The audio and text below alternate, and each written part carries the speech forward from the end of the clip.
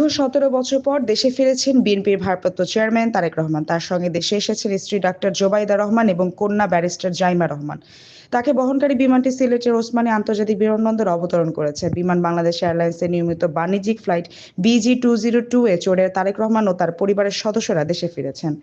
দেশের আকাশে ঢোকার পর তারেক রহমান একটি ফেসবুক পোস্ট করেছেন। সেখানে লিখেছেন, দীর্ঘ ৬,৩১৪ দিন পর বাংলাদেশের আকাশে। তার জন্য রাজধানী পূর্বাঞ্চলে ৩৬ জুলাই এক্সপ্রেস ওয়ে, যা ৩০০ ফিট নামে পরিচিত, সেখানে নির্মাণ করা হয়েছে সংবর্ধনা মঞ্চ। সামনে অবস্থান নিতে শুরু করেছেন নেতাকর্মীরা। জাতীয় দলীয় পতাকা, স্লোগান ও প্ল্যাকার্ড পুরো এলাকায় পরিণত হয়েছে উৎসবমুখর জনসমুদ্রে। সেখানে দেখা গেছে একটি ব্যতিক্রমী দৃশ্য। শেরপুর থেকে আসা অটোচালক মোহাম্মদ রিয়াজউদ্দিন কাঁধে করে নিয়ে এসেছেন প্রায় ৫০ কেজি ধান। খোলা গায়ে শীতের রাতে রাস্তাতেই কাটিয়েছেন পুরো রাত। রিয়াজউদ্দিন বলেন, শেরপুর থেকে এসেছি শুধু প্রিয় নেতাকে দেখব বলে। কাঁধে প্রায় ৫০ কেজি ধান নিয়ে সারা রাত খালি গায়ে রাস্তায় কাটিয়েছি। আমার কোনো শীত লাগেনি, উল্টো গরম লাগছে। আমার নেতা আসছেন, শীত আবার কিসে?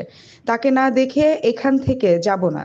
ধানগুলো তারেক রহমানকে দিতে চাই। এর আগে বুধবার লন্ডনে স্থানীয় সময় সন্ধ্যায় পরিবারের সদস্যদের সঙ্গে নিয়ে লন্ডনের হিথ্রো বিমানবন্দর থেকে ঢাকার উদ্দেশ্যে রওনা দেন তারেক রহমান। বিমানবন্দরে পৌঁছানোর পর ভিআইপি লাউঞ্জে বিএনপি মহাসচিব মির্জা ফখরুল ইসলাম আলমগীর সহ দলের স্থানীয় কমিটির সদস্যরা তাকে ফুল দিয়ে স্বাগত জানাবেন।